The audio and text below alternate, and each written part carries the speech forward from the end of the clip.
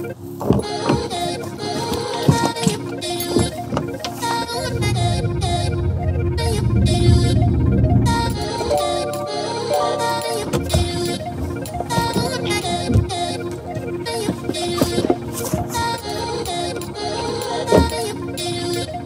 it's feeling good outside. In the name of love. You didn't like that one? No. No? Yeah.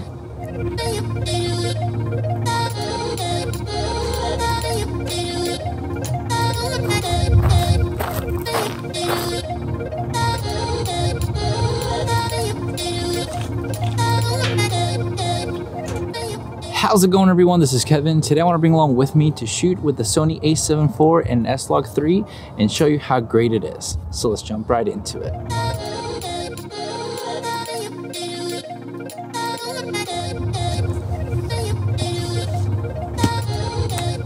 So one of my favorite things lately has been shooting with the Sony a7 IV with the S-log3, especially for the 4K 24 frames per second. Since it has oversampling, and with the, I think it's like 7.2K, and it compresses down to a 4K, it just has really nice sharp image, and I really have been enjoying shooting with the Sony a7 IV and the S-log3. So I'm going to take a bit of footage with the Sony a7 IV and show you with my presets that I've done for my LUTs, just to show you how I color grade everything with it with the S-log3. And if you like it, they're always in the description down below that help support the channel.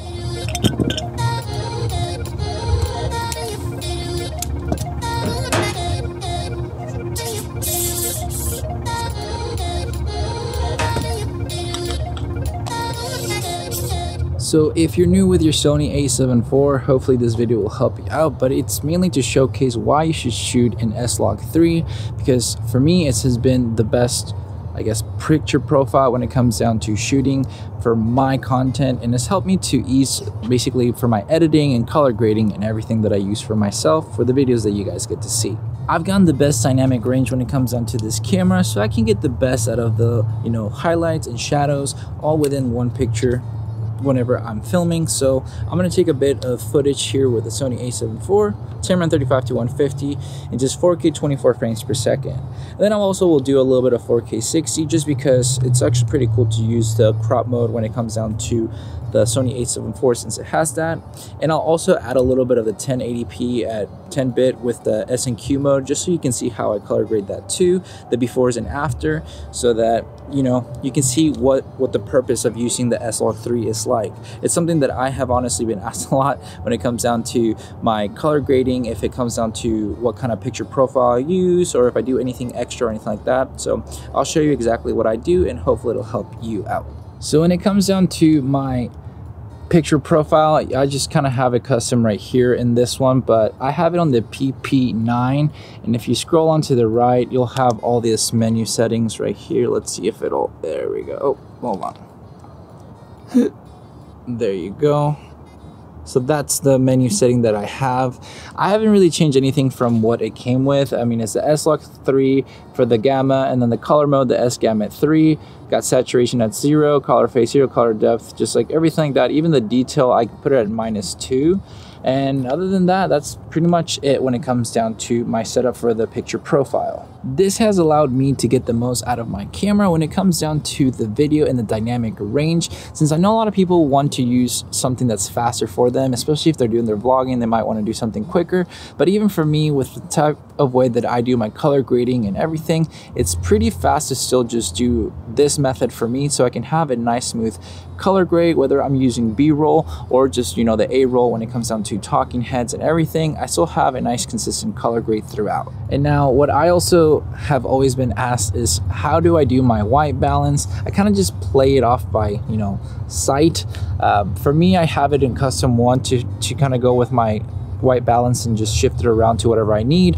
On average, I'll keep it in the 45 to 5,000 range in the Kelvin range, depending on how sunny or not it is, and depending on if I'm indoors or not, I might have to drop it down to a 34 or something like along those lines. But it just depends what I'm having to do, since a lot of people ask me if I do the auto white balance, but I honestly never do the auto white balance unless I'm just like in a consistent same light that I know it's not going to really be changing back and forth, like if I'm outside with the sun kind of going through. So now one thing that you can do, if you go right here you'll have it into the, I guess, the settings section. You'll go down to display option and also change the gamma display assist to on, and then just put it to auto and everything. So there you go, right about there.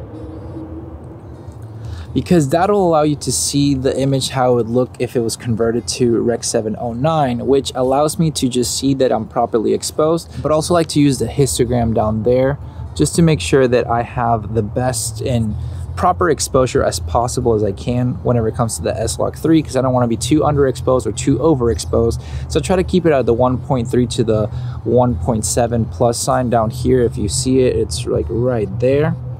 But hopefully I put my finger in the right area, but you get the point. So I'm gonna go ahead and start filming, using my ND filter to make sure that I get the best out of it so I can keep that shallow depth of field. And I'll show you some before and afters of filming so that you can see the color grade that I use of my personal LUTs that I have, and that way you can see what they look like as well.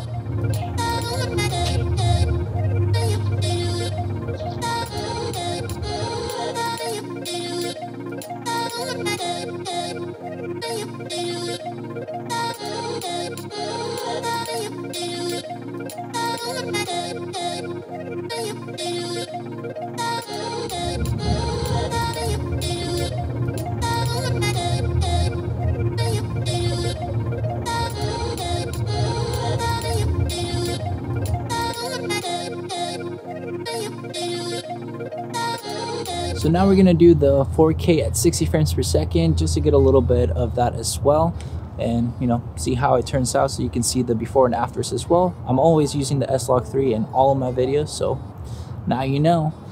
Even I guess sometimes in the low light situations I still use the S-log3. Depending on the situation I might be changing a couple things, but that's for another time.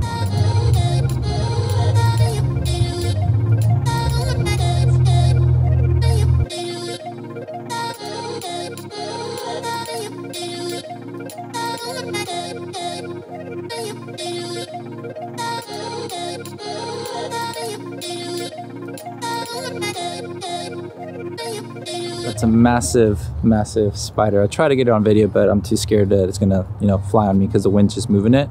But anyways, we're gonna do the 1080p 120 frames per second at 10-bit with the S&Q mode, just so you can see how well it color grades as well, even though it's 1080p and with like a lower bit rate in a sense of I think it's like 89 megabits. So yeah, usually with like the A7S3 it's 4K 120, 422 10-bit, but this one's just going to be 422 10-bit at 1080p, so you'll see.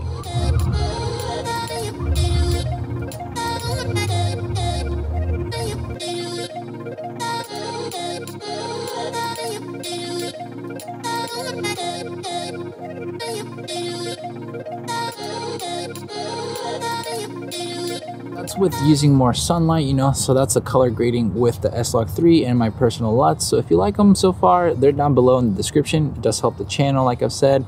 Really, it's something cool to see people have asking me for them, so it's really cool for everybody that has gotten them so far. I truly appreciate that so much, because it's really interesting to get to that point where people are wanting to see more of my LUTs and presets. So I do appreciate everybody that supported the channel that way. But for me personally, I think the Sony a7 IV, the 4K has just been a lot nicer lately. I don't know if I've been seeing it with new eyes or what, but I do tend to see that it's just become a lot nicer, I guess, footage of 4K compared to the A7S3, since I guess the Sony a7S3 is a real 4K, sensor. The Sony a7 IV does the oversampling and then, condenses down to a 4K, so you get more information that way. So that's something kind of cool that I think is really great of the Sony a7 IV. I know a lot of people have liked that about it as well, that with it being a true hybrid camera, you can do so much with the photo, the video, and obviously, as you've seen, the video quality itself from the before and afters. I like to believe that they're really great. It's really easy to go ahead and be able to do the color grading that way. So it's something that I think is phenomenal when it comes down to being able to use this camera for so many things. So if you're more new into diving into the Sony line, especially with the Sony a7 IV, and you're a little bit nervous to shoot with the S-log3, really try to use these top 3 tips that I guess I'll tell you again, if you will, if I haven't fully made them as obvious. But First things first, just make sure you stay with the S-log3. Know your native ISOs with that. So for example, with the Sony a7 IV, 800 ISO and then 3200 are the two kind of like native ISOs. So if you need to bump it up a little bit more and use your ND to stop it back down. That's what I do personally. Number two is use the auto assist with the gamma assist. That way you can see what the image will look like as if it was Rec. 709, which just makes it a lot easier to just kind of get a little bit on the eyeball to know what you need to use whenever it comes to your white balance and how everything is looking within the camera. And three, using your histograms to know what's overexposed and underexposed, to make sure that you keep it more in the middle when it comes down to your histogram for the S-log3, because you want to have enough information on the highlights and the shadows and not be losing one to the other so much, so that you can get the most dynamic range of your image. That's what makes S-log3 phenomenal to me, so I'm hoping that this will convince you to go ahead and do it, because I know I've had people kind of be scared to do it and just don't want to dive into it too deeply, and that's the whole purpose of having the gear when it comes down to it. You want to have something that's going to be helping you grow your skills, not hinder them, so don't be scared to use it that way. And if you guys want a little bit more in depth of how I color grade, I'll leave the video right here in the whatever tabs kind of thing and down below, so you can check it out to see the way that I use my color grading and my LUTs with it, so that I can get the best image that I can for my camera gear. So now we're gonna wait a little bit for the light to die down behind us, just so that we can do a little bit of kind of lower light for the LUTs as well, so you can see with the S-log3 how I use it with a Sony a7 IV shooting at 3200 ISO. So that's a dual native ISO of it, and that way you can see how the LUTs look a little bit with lower light. Might not wait until it's too dark, but just enough, so because I don't feel like waiting for that long, but we'll wait here a little bit longer for you guys. So we're gonna go ahead and do it now, just because we don't want to be stuck out here when it gets too dark whenever we have to leave and everything. But you'll get the idea just that way too. So I mean, sometimes it's just a little bit darker. I've done other videos when it's darker outside, but if I have found any b-roll that I've had when it's darker, here you go. But other than that, if I didn't, I'm just gonna film this one right now and you can see it for yourself and go from there.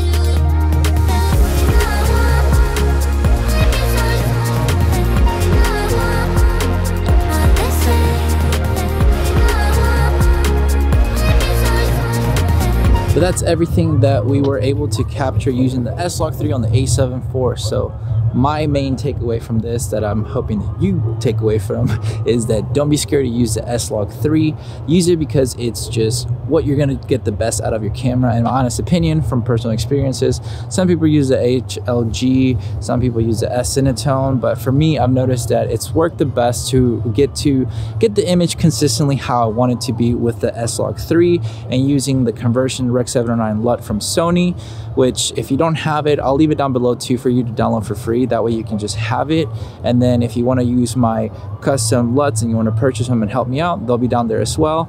And you can just do the way that I do it. I just have 2 adjustment layers in my Premiere Pro line, and then I just put one of them of the Rec. 709 conversion LUT, then on top of my personal custom LUT, and then I just do a little bit of the editing and tweaking to everything just to make sure that it looks how I want it to look.